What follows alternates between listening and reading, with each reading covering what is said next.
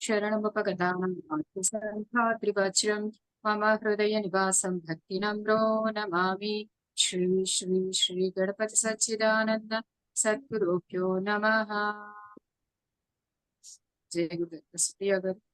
जय गुरुदत्त मैडम। जय गुरुदत्त मैडम। जय गुरुदत्त। फर्स्ट चैप्टर 7th श्लोक నుంచి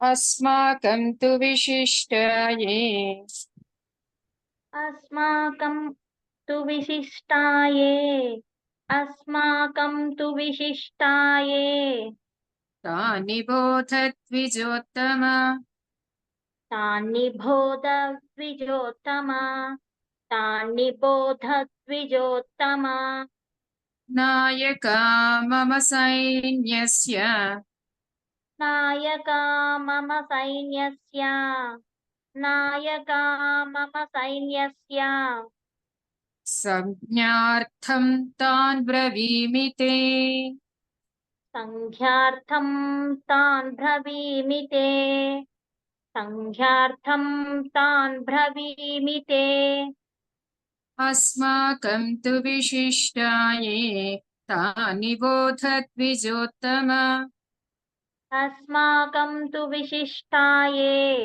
तानि बोध द्विजोत्तमा अस्माकं तु विशिष्टाये तानि बोध द्विजोत्तमा नायका मम सैन्यस्य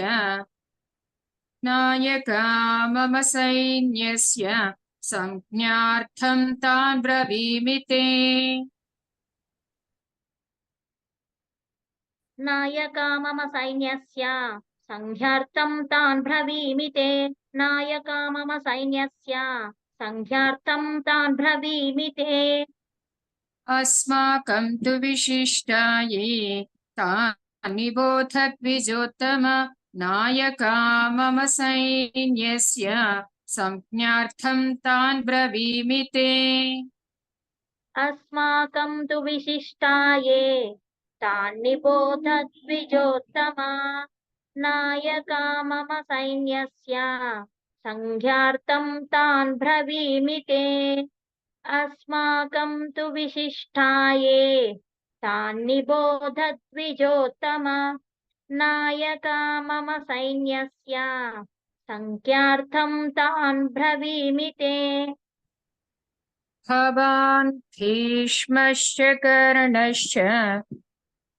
भवानी भीष्मश्च कर्णश्च भवान् भीष्मश्च कर्णश्च कृपश्च समितिञ्जयः कृपश्च समितिञ्जयः कृपश्च समितिञ्जयः अश्वत्थामा विकर्णश्च अश्वत्थामा विकर्णश्च अश्वत्थामा विकर्णश्च सौमदत्तिस्तथैव च सौमदत्तिस्तथैव च सौमदत्तिस्तथैव च भवान् भीष्मश्च कर्णश्च कृपश्च समितिञ्जयः भवानि भीष्मश्च कर्णश्च कृपश्च समितिञ्जयः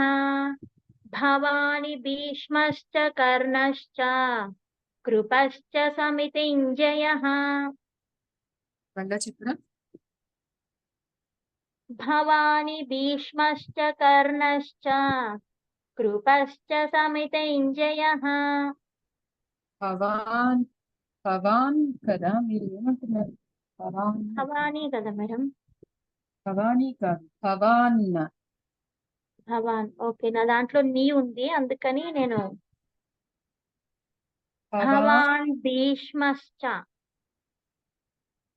ఓకేనా మేడం ఓకే భవాన్ చెప్పండి చేసుకుంటున్నాను చెప్పండి భవాన్ భీష్మశ్చ కర్ణశ్చ కృపశ్చ సమితింజయః భవాన్ చాలు ఓకే ఓకే ఓకే అశ్వత్థామా వికర్ణశ్చ सौमदत्तिस्तथैव च अश्वत्थामा विकर्णश्च सौमदत्तिस्तथैव च अश्वत्थामा विकर्णश्च सौमदत्तिस्तथैव च भवान् भीष्मश्च कर्णश्च कृपश्च समितिञ्जयः अश्वत्थामा विकर्णश्च सौमदत्तिस्तथैव च भवान् भीष्मश्च कर्णश्च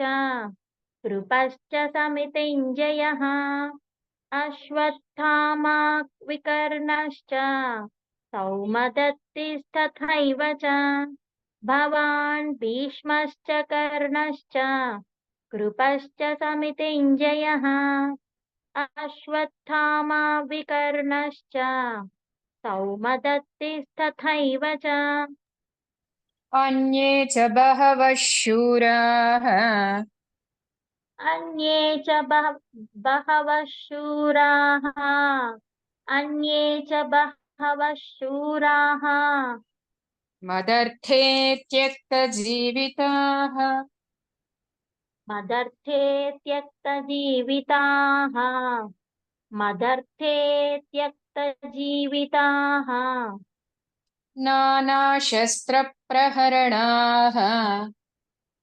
नानाशस्त्रप्रहरणाः नानाशस्त्रप्रहरणाः सर्वे युद्धविशारदाः सर्वे युद्धविशारदाः सर्वे युद्धविशारदाः अन्ये च बहवः शूराः मदर्थे त्यक्तजीविताः अन्ये च बहवः शूराः मदर्थे त्यक्तजीविताः अन्ये अन्ये च बहवः शूराः मदर्थे त्यक्तजीविताः नानाशस्त्रप्रहरणाः सर्वे युद्धविशारदाः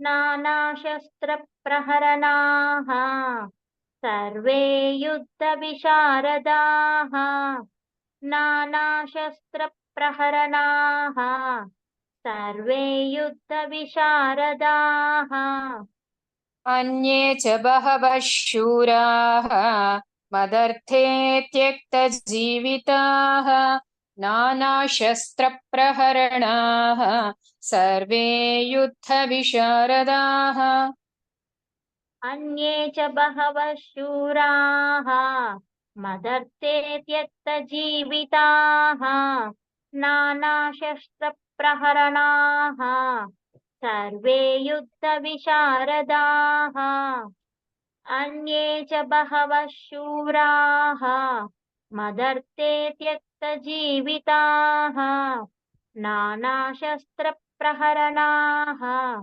सर्वे युद्धविशारदाः अपर्याप्तं तदस्माकम् अपर्याप्तं तदस्माकम् अपर्याप्तं तदस्माकम् बलं भीष्माभिरक्षितम् बलं भीष्माभिरक्षितम् बलं भीष्माभिरक्षितम् पर्याप्तं त्विदमेतेषाम् पर्याप्तं त्विदमेतेषाम् पर्याप्तं त्विदमेतेषाम् बलं भीमाभिरक्षितम् बलं भीमाभिरक्षितम् बलं भीमाभिरक्षितम्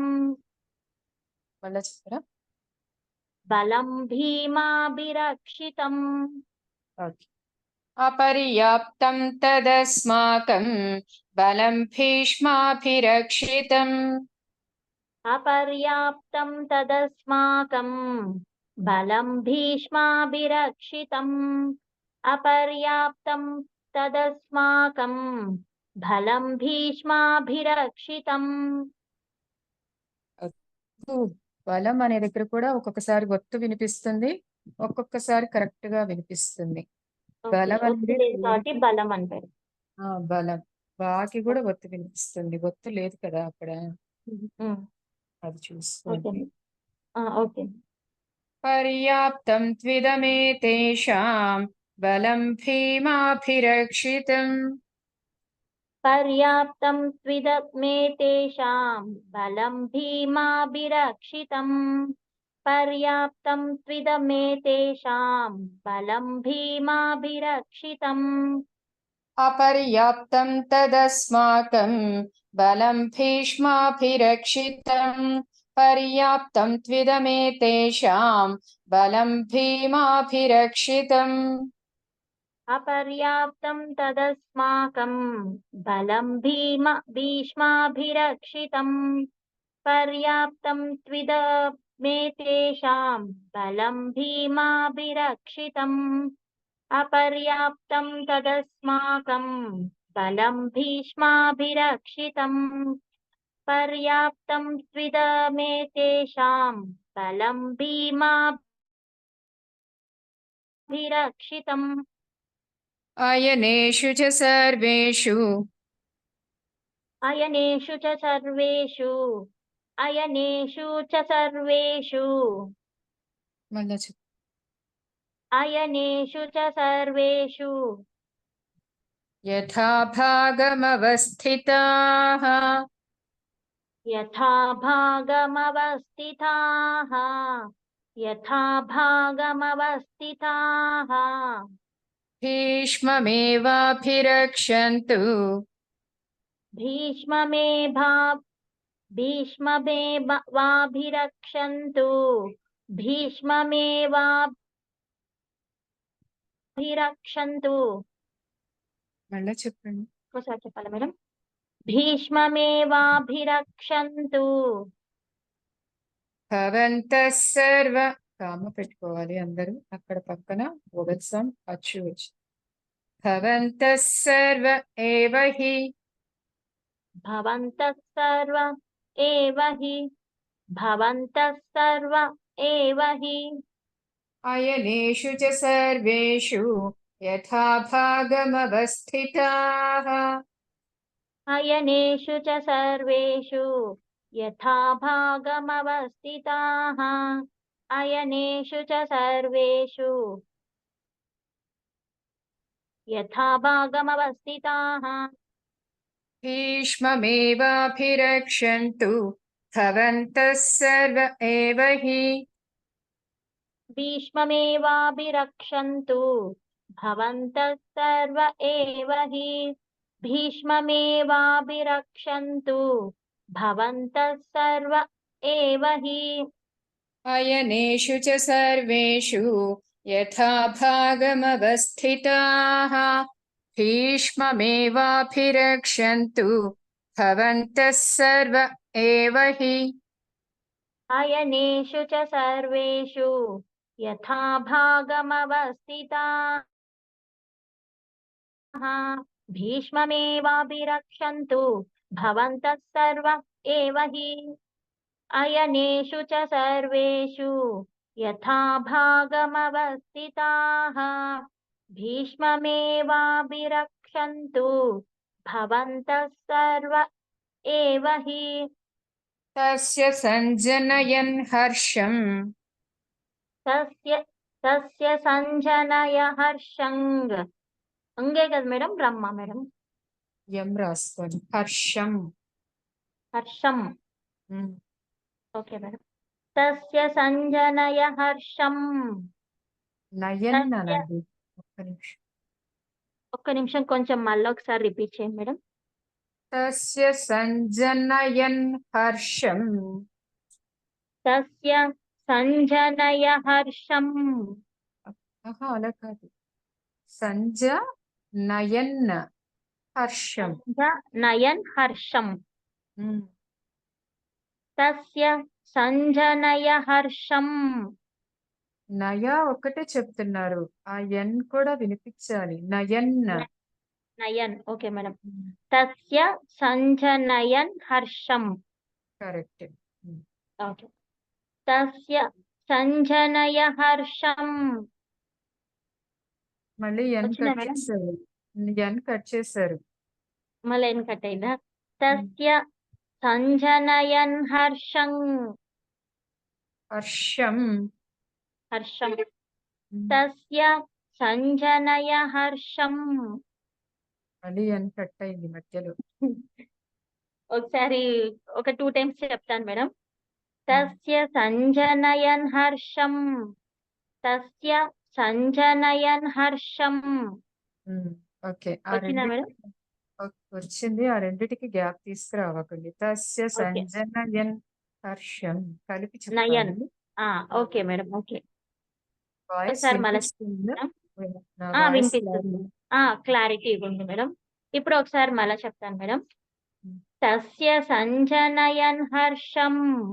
కరెక్ట్. ఓకే. ఇక్కడ కురు వృద్ధ పక్కన విసర్గాలు ఉన్నాయి. పక్కన పాలెటర్ ఉంది. నిన్న మీకు క్లాస్లో చెప్పాను. రెండవ ఒఫ్ అని పాదంలో పలకామని. ఎఫ్ తో పలకాలి. పక్కన పావొచ్చి ముందు సున్నాలు వస్తే అక్కడ ఎఫ్ రాసుకొని ఎఫ్ తో పలకాలి. కురు వృద్ధ పితామహః. కురు వృద్ధః పితామహః. కురు వృద్ధః పితామహః. సింహనాదం వినద్యోచ్చైః. సింహనాదం వినద్యోచైః.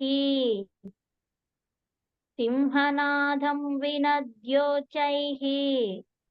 శంఖం దధ్మౌ ప్రతాపవాన్. శంఖం దద్మౌ ప్రతాపవాన్. శంఖం దద్మౌ ప్రతాపవాన్. ఎలా చెప్పండి? ఏది మేడం? మళ్ళా చెప్పండి. ఓకే. శంఖం దద్మౌ ప్రతాపవాన్. ఓకే. ఫస్ట్ దాకి ఒత్తు పడుతుంది. రెండవ దాకి ఒత్తు ఉంది. దధ్మౌ. దద్మౌ దద్మౌ దద్మౌ.